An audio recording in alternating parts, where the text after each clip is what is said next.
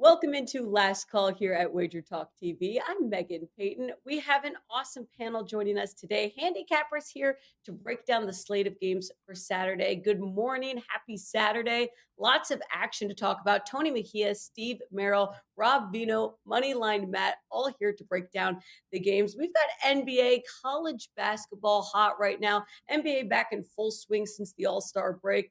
How about the second highest total last night? Kings Clippers game had me up late. We've got plenty more to go over this Saturday. Tony Mejia is going to join us first. If you're new to this show, if you're new to Last Call, the goal of the show is to get the audience involved. So if you have any questions, any last minute bets on your mind, go into the chat. We've got a great panel here to break down any games that you want to go over. Throughout your plays, let them know where you're back, and we can see if they agree or disagree with your bets. Without further ado, let's bring in Tony Mejia to break down some college basketball, NBA. Tony, thank you very much for joining. How are you today on Saturday? Happy Saturday, Megan. I'm great.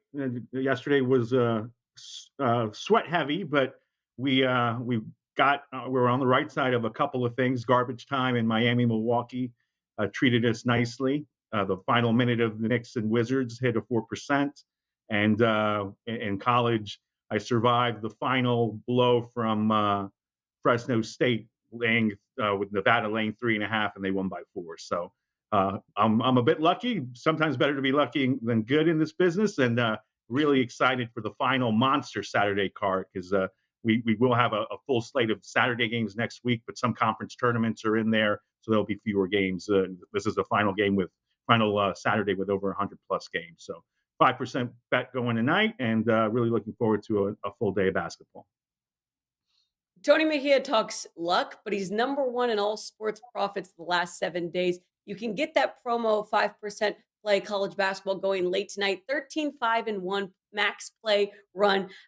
Tony Mejia, before we break down one of the college basketball games that you're looking at, go over a little bit more about what you do have up at WagerTalk.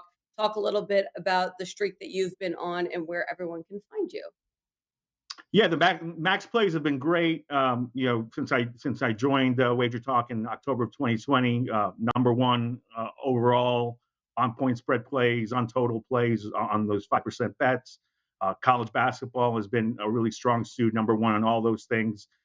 Again, since over 2 years ago, and it's been a great run this week since NBA came back, and college has been solid. So. I'm going to dive into the XFL and USFL once those seasons unfold a little more. But I already know tomorrow I'll be fading hometown Orlando. But I'll let Robino talk more about that because he's already knee deep into the XFL. But yeah, I mean, things have been great. You can come to my page at wt.buzz/TM and see streaks and my last 20 plays, all my analysis for that, and all our packages that we have up. I know for a fact that we've got a discounted college basketball package through March Madness. So you get every play, every tournament, NIT, CBI, all those babies for $279. So it's a great deal. And that you can get it starting today. So and it's been going on. So yeah, I mean, great things happening at WagerTalk and excited that it's been a good run. March Madness just around the corner. An intriguing SEC college basketball game coming up that you're looking at. Arkansas at the number 2 ranked Alabama. Tip off at 2 p.m. Eastern, the 8.5-point favorite. The total 153.5. Last time these two teams matched up, Bama won 84-69. Yet this is a different Arkansas team now, a bit more healthier. Nick Smith is back. The Crimson Tide 24-4 overall, 14-1 in SEC play. Meanwhile, Arkansas 19-9 overall, 8-7 in SEC play. What's your lean here, Tony? How are you approaching this one out in Bama?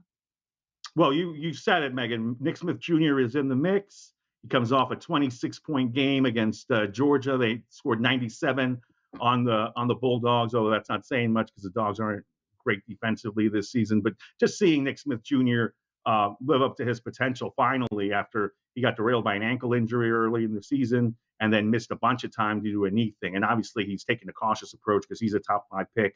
But we have this star-studded matchup between him and Brandon Miller, who's drenched in controversy at this point. But he responded with a 41-point game the other night to bail Alabama out in overtime.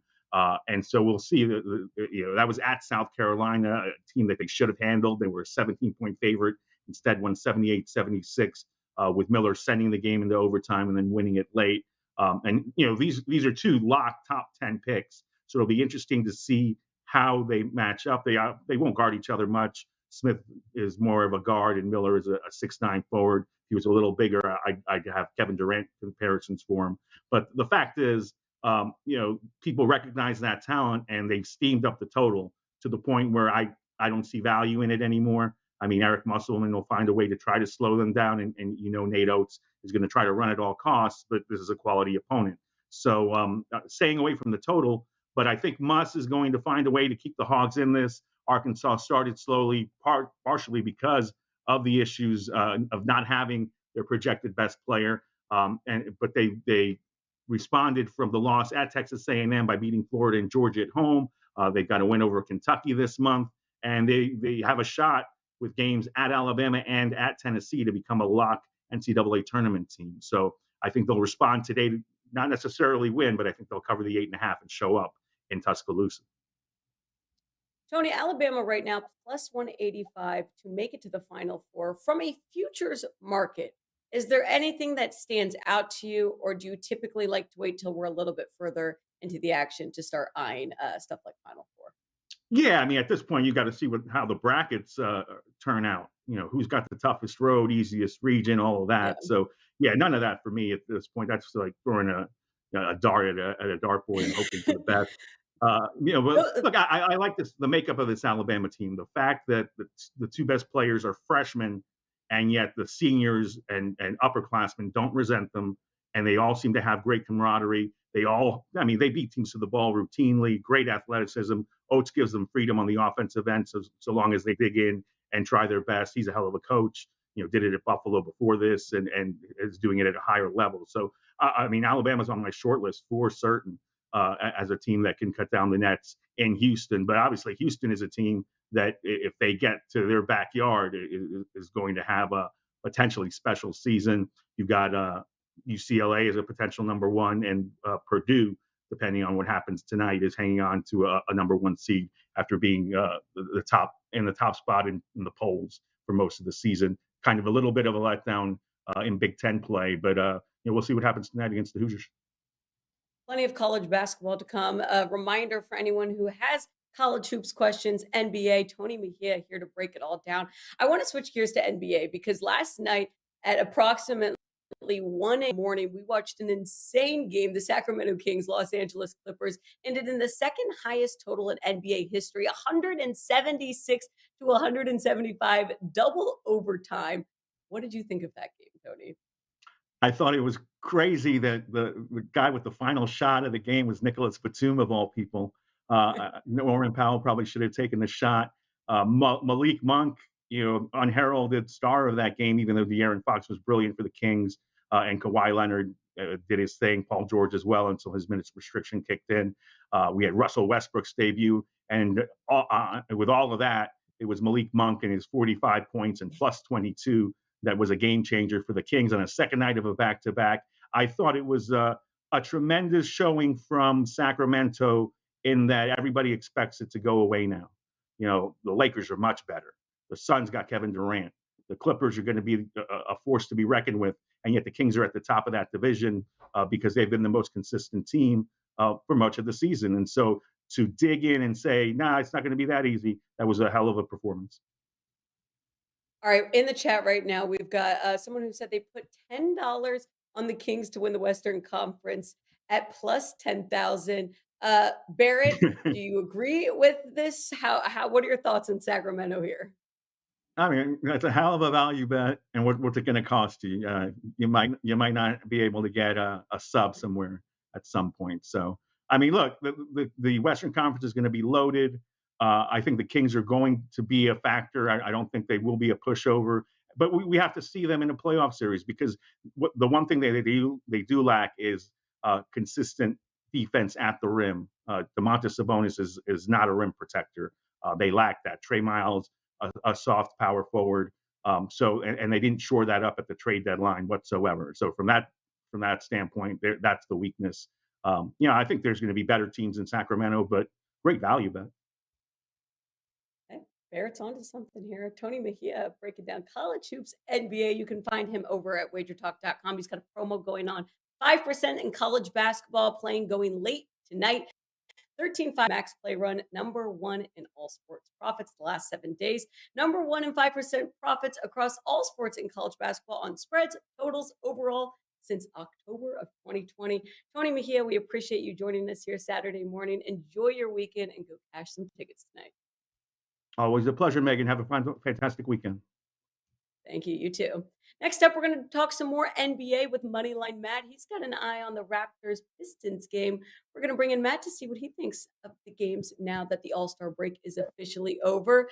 Matt, thank you so much for joining us. How are you doing today? Great, Megan. Happy Saturday. Glad to be here as always. Moneyline Matt up at SportsMemo.com. He's number one in NBA player props the last 30 days. Hoop7 is his promo code for a 7-day pass on the NBA, just $39. Go into that a little bit more, Moneyline Matt, before we break down a game you're eyeing.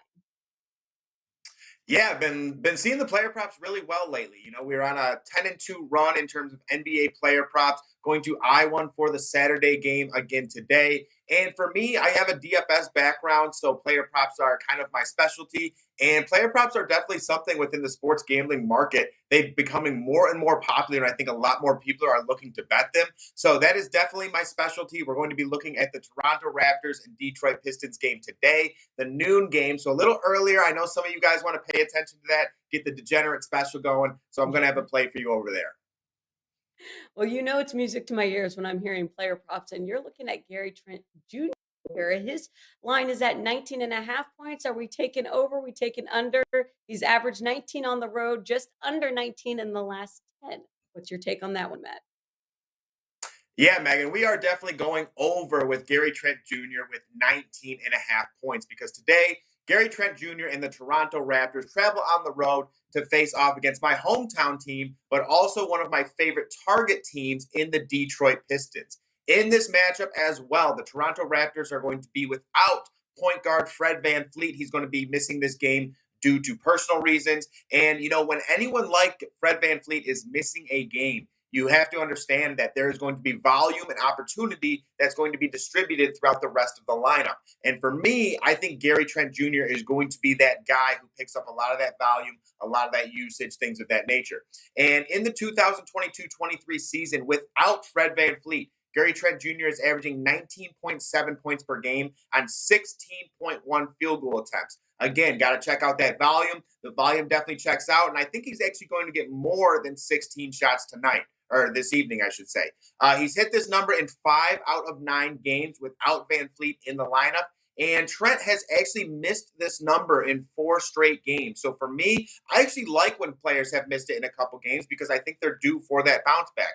And if you've watched Gary Trent Jr., he is definitely one of those guys who's a very streaky shooter. He sees a couple shots go in, and he's going to go off. And again, no better team than the Detroit Pistons, who are 29th in overall defensive efficiency, 29th in points given up per game, and 28th in field goal percentage allowed. So again, one of the worst teams throughout the entire NBA in terms of overall defense, and they're actually one of the worst teams throughout the entire NBA in guarding the shooting guard position. A lot of this does have to do with Jaden Ivey and Bojan Bogdanovic, who are both bottom 10 defenders throughout the entire NBA. But shooting guards right now are averaging 24.82 points per game against the Detroit Pistons on 47% shooting. So again, scoring a lot of points, scoring the basketball at a high percentage on top of that. Both are 4th worst throughout the entire NBA against that shooting guard position. So once again, I think this is a great spot for Gary Trent Jr. Like you said, his home and away splits are also different. At home, he's averaging 18 points per game, and on the road, he's actually averaging a point better at 19 points per game. So again, without Fred VanVleet, he's going to pick up some more volume, some more opportunity, facing one of the worst defenses in all of basketball, going against some lackluster defenders. I think it's a great spot for Gary Trent Jr. I'm taking this over 19.5 points here. I agree, Matt. Gary Trent Jr., by the way, completely cleared from that calf injury after missing the 2 games prior to the All-Star break. This is a great spot here. Let's talk from a side perspective because One of the guys in the comments asked, do you like the Pistons to cover here? Raptors are a 7.5 point favorite. The total's at 229.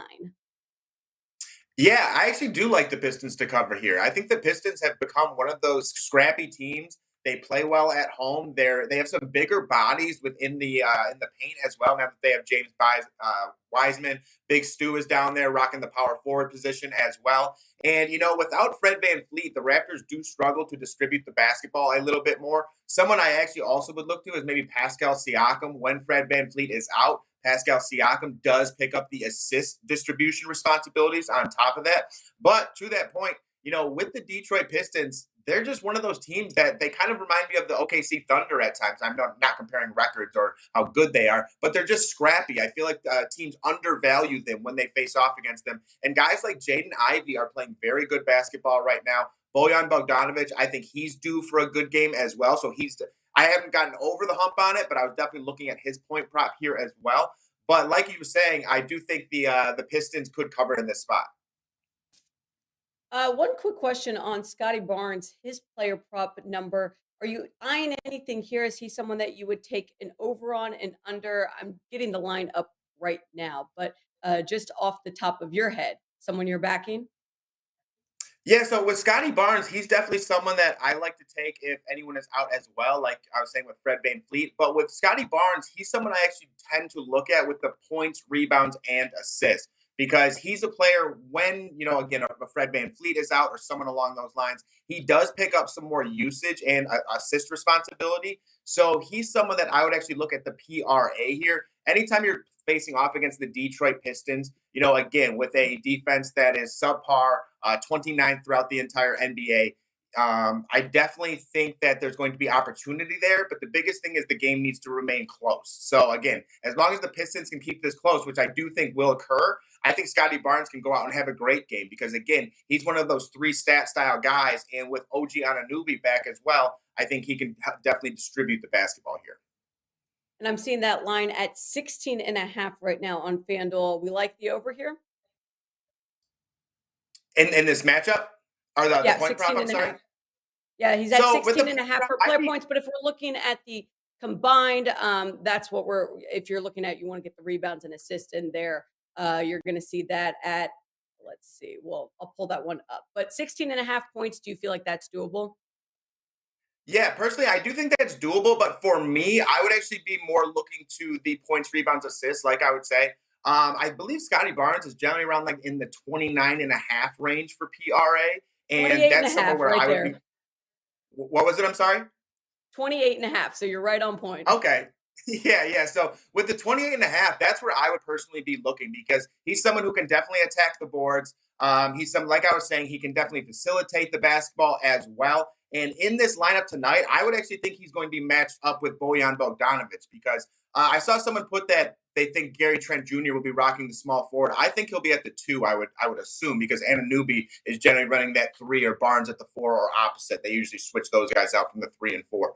But for me, because of that matchup, again, Bojan Bogdanovic is actually the second worst defender throughout the entire NBA at this point in time. So anytime you have a matchup like that, you're looking to exploit it.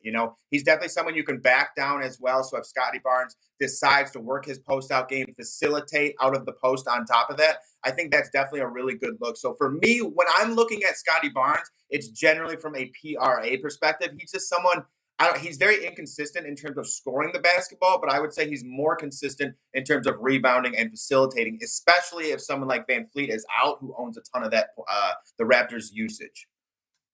Moneyline Matt, the NBA expert, player props, all the good stuff. Tyler in the chat wants to know, Matt, what's your favorite UFC play? Do you have a UFC play that you would eye here?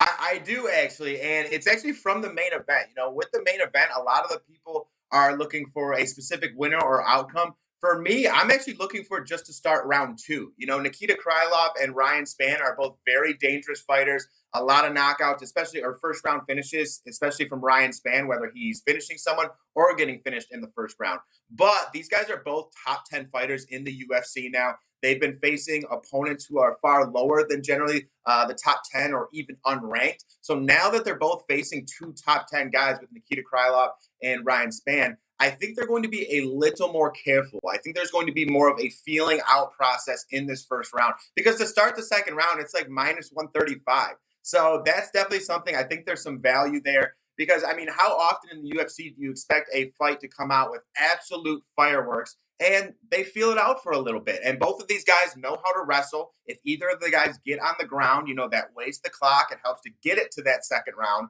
So for me, it's actually to start the second round. And when I took it, it was at minus 135. I know it's a little bit chalky, but I think there's some value there. And I think it's something that could potentially even be a parlay piece, anything along those lines, because I think this fight's going to go a little bit longer than a lot of people expect. Moneyline Matt, thank you for joining us here Saturday morning. Reminder to find Matt at sportsmemo.com. He's #1 in player props the last 30 days. Use Hoop7 to get a 7-day NBA pass for just $39.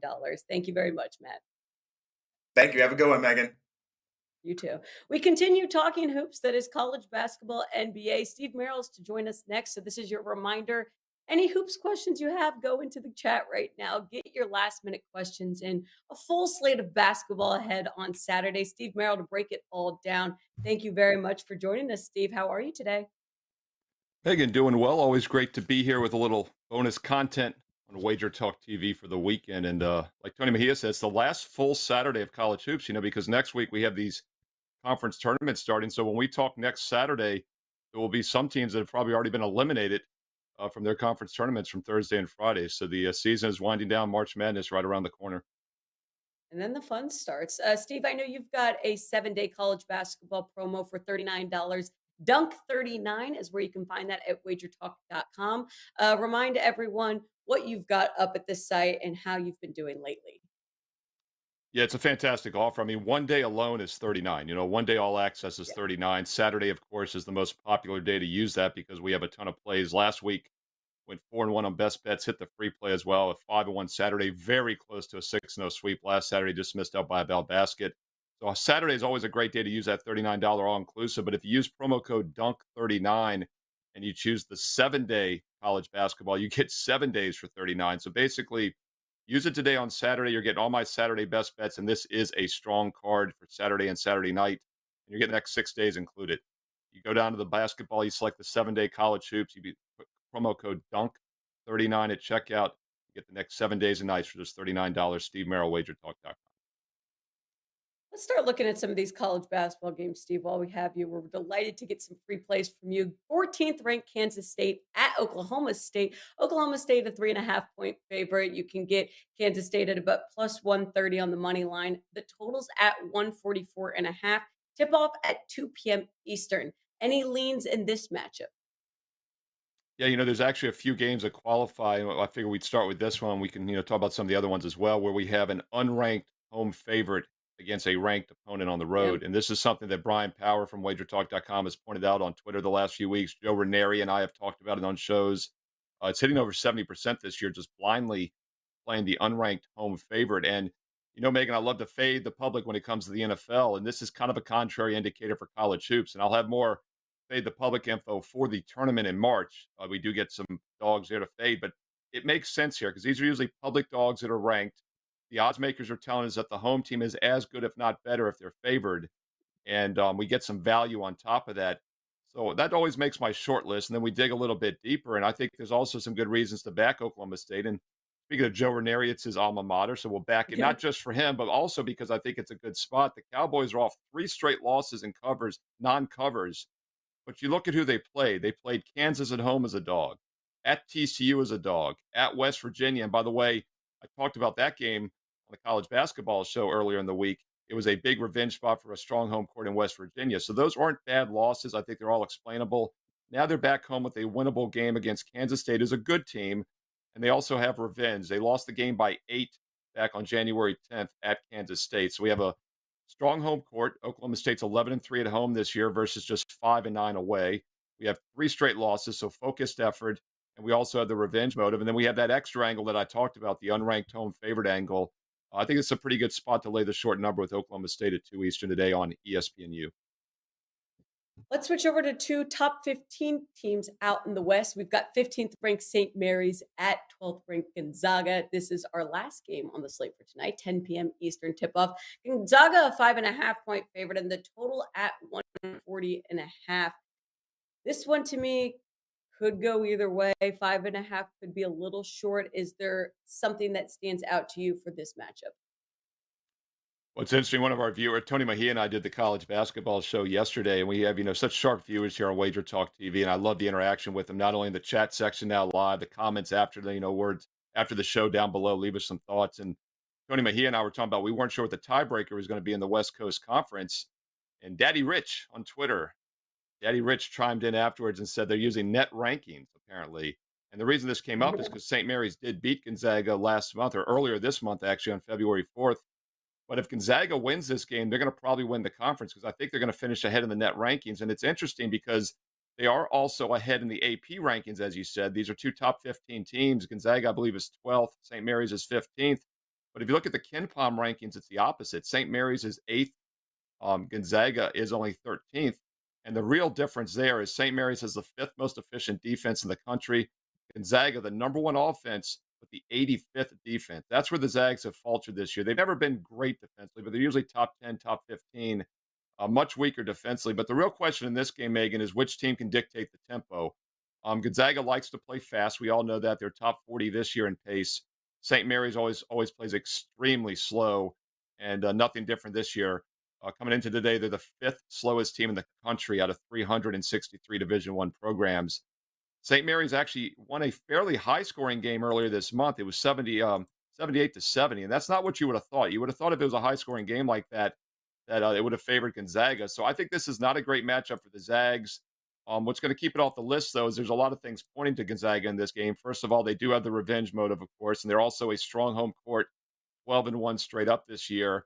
But the pace thing, I don't like to fade Bennett, head coach Randy Bennett. I also don't like to fade St. Mary's in general. So I think the matchup favors St. Mary's, but I think the situation favors Gonzaga. So probably a game we'll leave off the card here. Should be a good one. And once again, that first game got to 148 on the total. It was just 137. And that was with St. Mary's going just 6 for 24 from three-point range, and they still won the game. So that's another reason I'm staying off Gonzaga tonight. Over might be worth a look once again in this rematch. Steve, we're going to get into the chat here in a sec. A couple college basketball questions coming in. This is your reminder to the audience watching right now. Any college basketball, NBA questions you have, XFL for that matter. Rob Veno is going to be joining us next. These are the time. This is the time to get your thoughts. And question for you coming in from John. Creighton Nova, how do you see this one going? Villanova is a 2.5-point underdog against the 19th ranked Creighton. Total right now 134.5. You can get Villanova about plus 112 on the money line. How are you approaching this one? Yeah, this is an early tip-off here. It goes in about 20 minutes. This is a noon Eastern game for all the live viewers out there can take advantage of this one. And we saw this line, I believe, open about 3.5. Creighton is the road favorite. We've seen some money come in on Villanova. It's down to 2.5. Totals dropped about a point. These teams did play earlier this season back on February 4th, 3 weeks ago, just like Gonzaga and St. Mary's. And Creighton won that game. So it is a revenge spot for Villanova. That always makes my short list. Nova 9-3 at home. Not going to pull the trigger with them, though, just because I think Creighton is still the better team, and it's just too short of a number. The problem with Villanova this year, of course, Jay Wright no longer there. This is a team that's always played very slow. I do think the pace might favor them a little bit in this game, especially against a Creighton team that plays upper half tempo. Creighton, though, much better defensively, 11th most efficient defense in the country. And under Jay Wright, Villanova was always a shutdown, lockdown defensive team. That hasn't been the case this season. In fact, they're finally outside the top 100. They're 93rd now, but they were like 128 a few weeks ago. They are getting better defensively. I would lean towards Villanova, but I just need to see more defensive improvement in a close, competitive price game like this one. Steve, any final thoughts on college basketball as a whole? I asked Tony Mejia this. I always, just as a fan, love to eye the futures markets even before we've got our brackets. Any teams that stand out to you that are going to be built for the long haul? Yeah, as far as playing the futures, I think it's very difficult to do now. And it's not just because we don't know the matchups, like Tony said, or the seedings, but the bigger reason is because very seldom, Megan, will you get a better price with the future markets. Even when the tournament begins, you're normally going to get a better price by just doing a money line parlay each and every game, right? Because they have to win every game. They have to win 6 games. So you're better off usually just rolling that over, especially with the smaller price teams. As far as big picture goes, Houston looks like the team to beat. I mean, obviously, I'm not going on a limb saying that they're number one of the Ken Palms, they're number one of the rankings. But what I like about Houston is not only are they the only team that are top 10 offense and defensive efficiency, but they play extremely slow. We talked about St. Mary's, uh, Houston, 347th slowest team. They did lose to Alabama, who was the second fastest team in the country. But keep in mind, they had a 14-point lead in that game back in December. I really think Houston in a one-and-done scenario is going to be tough for any team, especially the fast-paced teams. I always like to look at Virginia. And by the way, North Carolina today, another unranked home favorite against UVA. That's another one to keep an eye on. I stayed off that, though, because Virginia plays slow. UNC usually plays fast. But teams like Virginia, Houston, they're always difficult in a one-and-done, especially when teams only have one day to prepare for that unique shutdown defensive style.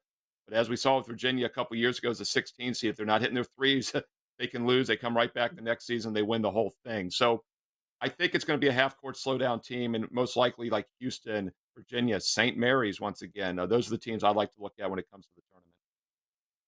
Steve Merril, thank you very much for joining us on Saturday. Reminder, a fantastic deal from Steve up at WagerTalk.com, a 7-day college basketball slate for just $39. Use the promo code DUNK39 to get all of his plays. Thank you very much, Steve. Have a great Saturday. Thanks, Megan. To wrap up this episode of Last Call here Saturday morning, we have Rob Veno joining us to talk NBA, college hoops, and a little XFL. So all of your football questions, get into the chat right now before we wrap up today's show. Rob Veno, thank you very much for joining us. How are you today? I'm good today, Megan, but I can't see you yet, so I will just talk and listen until I can see you guys. Well, we'll make sure on the behind the scenes that we're getting that squared away. Before we break down an NBA game that you're looking at, I want to talk about a promo that you have. College basketball season today, you've been 62% and your win percentage 62-38. You're up plus 61.3 units of all profit. Can you explain a little bit about what you have going up at WagerTalk.com?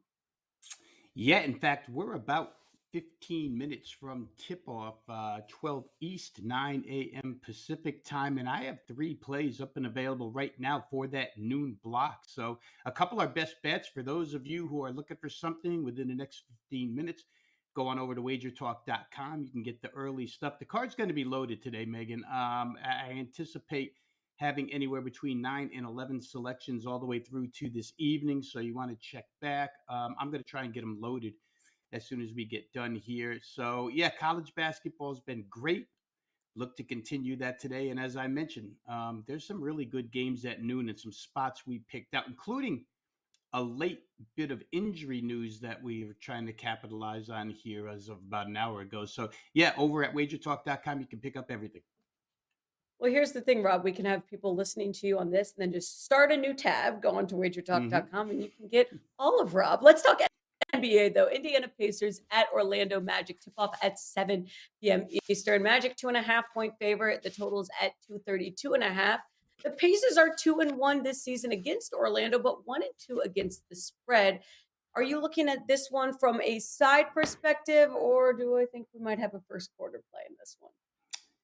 Yeah, we're going to shorten it up, Megan. And as I mentioned earlier, it just goes to the, if it ain't broke, don't fix it. Why not just continue to ride the gravy train that has been fading Indiana in the first quarter? They're now 17-43-1 against the spread in the first quarter after losing the other night to Boston. Lost the first quarter by 3. They were only getting 2.5. That dropped them to 17-43-1. Orlando's been a pretty decent first quarter team, a little better at home than on the road, and they're in the home situation here tonight. But you talked about the previous meetings this season and the 3 times that they've played, once about a month ago, January 25, and then a couple of back-to-backs in November. Despite the final outcomes, Orlando won and covered all 3 first quarters. The most recent game here in Orlando, back on January 25th, they win the first quarter 46-29, 17-point first quarter margin, and they only laid 1.5 points in that one. Back on November 21st, they were a 2-point underdog in Indiana for the first quarter. They win 28-27 outright. And on the 19th, plus 2.5-point underdogs. They win again outright on Indiana's home floor, 28-22. It's been an ongoing occurrence all season long for the Pacers. Slow starters, late ralliers. Rick Carlisle has done his best to try to get through to his team to maybe start quicker. Just hasn't happened for them. I don't know if it's the combination that starts games or what, but it hasn't been good for them. We're going to look to capitalize on this one more time this month so far, as Orlando, believe it or not, makes a push toward a play-in spot. They're 3-1 at home in the first quarter, so they've done very well there as of late in this particular situation, and I don't see any reason to get off of this, Megan. We'll just fade Indiana one more time here. Orlando minus 0.5 point at home, first quarter over Indiana. Rob, I want to switch gears to college basketball because in about 10 minutes, we're going to see the 19th ranked Creighton at Villanova tip off at 12 p.m. Eastern. Creighton a 2.5-point favorite, total at 134.5. We had Steve give his thoughts on this matchup. Any leans here, Villanova? My lean, Megan, was toward Villanova. I didn't play, but my lean was based on the travel situation that's been for Creighton. Creighton's been all over the place in the last 10 days. They play at Providence in a double overtime game. Then they go to St. John's, still on the East Coast, but then they fly home to play Marquette the other night. Again, another heartbreaking, hard-fought late loss for the Creighton Blue Jays. And now, got to turn around and fly all the way back to the East Coast and play Villanova, who actually is playing their best ball of the season right now that they're fully healthy. So because of the travel schedule, my initial lean was toward Villanova and still may lean that way. I do think Creighton's the better team. I think Creighton might be the best team in this conference, but I just don't know about all this back and forth. To be in the Big East and reside in Omaha, Nebraska isn't really ideal when it comes to getting on airplanes. Rob, another 12 p.m. Eastern tip-off that Brandon wants to know about. I'm on Michigan State plus 5.5. The Spartans like to play fast. Iowa isn't a good defensive team either. Michigan is 5.5-point dog. Totals at 145.5. And as we mentioned, tip-off at 12 p.m. Eastern. Yeah, a couple things here. Michigan State obviously making their late season push. They've underachieved up until this point, but recently, a couple of wins, some of it emotionally motivated, right? We wondered how Michigan State would come out of the incident on campus, and they seem to have rallied behind that a little bit. But the majority of it is their basketball talent and their head coach. Iowa, for what it's worth, has taken 52 three-pointers in their last two games and missed 46 of them. They missed 46 out of 52, and this is a great offensive team, number 5 in offensive efficiency heading into the other night. I would expect a huge bounce back out of Iowa shooting-wise. Their home-road dichotomy, Megan, as far as shooting statistics are concerned, is pretty significant. They shoot far better at home in Carver Hawkeye Arena than they do on the road. So to the point of Michigan State playing fast, to the point of Iowa probably getting their 3-point touchback here in this game, I feel like they will. We could see a little bit of an up and down game. The total has been bumped. Opening number was 145. And I think we're staring somewhere, at least before I came on air here with you, I think we're staring somewhere in the vicinity of 147, 147.5.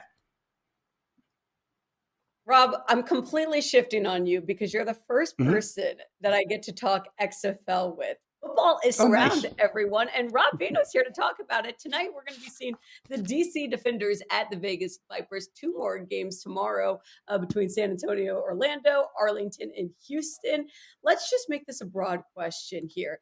How do you approach the XFL? And what is your thought this season? And from a betting perspective, any advice? Yeah, the XFL is a unique league where my biggest problem with handicapping it, Megan, at the start, honestly, is you don't know how good offensive lines are in this league. I mean, we can all go up and down rosters and we could say, oh, we remember that quarterback, he's pretty good. Oh, we remember that running back, but it's not fantasy football, right? We have to see if the offensive lines are going to have any cohesiveness whatsoever, if the defensive lines can pass rush. And I think last week, we got a pretty good gauge of what some of these teams are going to be like. Again, we don't know the exact strength of opponent last week, so there's still a little guesswork involved, but I think you could see Orlando allowed 7 sacks last week to San Antonio. So you can decipher from that maybe San Antonio strong pass rush, Orlando not so good at pass protection. They did switch quarterbacks this week to DeAndre Francois, who is a more mobile quarterback. So Orlando may be noticing their weakness and trying to avoid it with a little bit more mobility at the QB position. But, overall, I tended to go, and I started my research about 2.5 weeks before the season started. I tended to lean toward coaches and systems more than I did personnel.